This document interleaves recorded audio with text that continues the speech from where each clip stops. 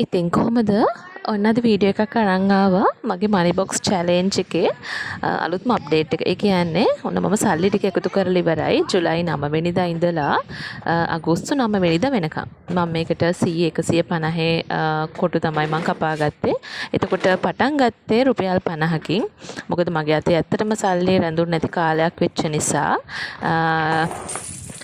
ඉතින් මම මෙන්න මෙහෙම මේක කැඩුවා. ඇත්තටම මාරම එක්සයිටිං මේක. මට කියන්න ඕනේ මේකේ මම මොටිවේට් වෙච්ච දේ තමයි ලොකු ගාණක් එකතු කරනවට වඩා මට මේ කොටු ටික ඉක්මනට කපා ගන්න ඕනකමක් තිබ්බා. ඒ කියන්නේ කොටු ටික ඉක්මනට කැපෙන තරමට මේ ඒ කියන්නේ හරිම සතුටක් දැනෙනවා. ඉතින් ඒ නිසා මට ගොඩක් වෙලාවට ඉතින් මම ගෙදරට බඩු ගේනවා ගොඩක් අඩුයි. ඒ නිසා මගේ අතේ සල්ලි ඇත්තටම එකතු වෙන්නේ නැහැ මේ දවස්වල. ඉතින් ඒ නිසා ඔය පොල් කට් විකුණපු සල්ලි, ඔය ක්ලාස් එකක් දෙකක් කරගත්ත සල්ලි ඔන්න ඔහොම තමයි එකතු කරලා මනි බොක්ස් එකේ මගේ දවස් ටික මම කම්ප්ලීට් කරගත්තේ. කොහොම හරි කොටු ටික කපා ගත්තේ.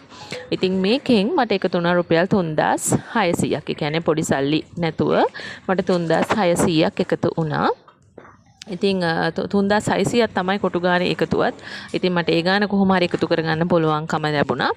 ඉතින් මම මේකේ 3600ම ගන්න මේ එළියට ගත්තට මම හිතන් ඉන්නවා ආයෙ හදන මනි බොක්ස් එකට මේකෙන් රුපියල් 2000ක් දාන්න. ඒ කියන්නේ මේ මනි බොක්ස් එකෙන් රුපියල් 2000ක්. ඒ කියන්නේ ඊළඟ මනි බොක්ස් එකට මම පළවෙනි කොටුව කපන්නේ රුපියල් 2000කින්.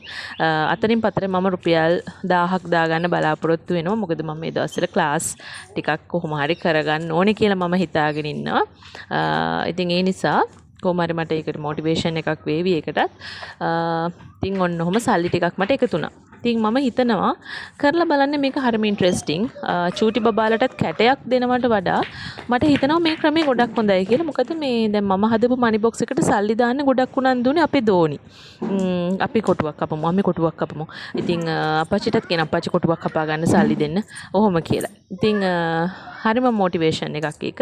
ඒ නිසා මම හිතනවා කැටයක් ගන්නවට වඩා මං හිතන්නේ පොඩි බබාලටත් මෙන්න මේ ක්‍රමයේ හරිම ෂෝක්. ඒ කියන්නේ පොඩි ගණන් වලින් මේ වගේ කොලයක් කලවලා කොටු කපන්න දාලා හදනවා නම් මං හිතනවා එයාලගේ අර වෙන වියදම් වලට ඒ කියන්නේ චූම් පාන් කන්න ඔය එක ඒවා ඉල්ලන්න එක අතේ අවශ්‍යතාවය එනවනේ පොඩි ළමයින්ට. ඉතින් අන්නේ අවශ්‍යතාවය මං හිතනවා නැති වෙයි කියලා මේ වගේ මනි බොක්ස් එකක් හදලා දුන්නොත්. ඉතින් මම අපේ දෝනටත් එකක් හදන්න බලාපොරොත්තු වෙමින් ඉන්නවා. බලමුකෝ ඉතින් ඉස්සරහට. ඉතින් මට කියන්නකෝ මේක පටන් ගත්ත කට්ටිය කවුද කියලා. මම නම් ඔන්න ඔය ටික තමයි එකතු කරගත්තේ.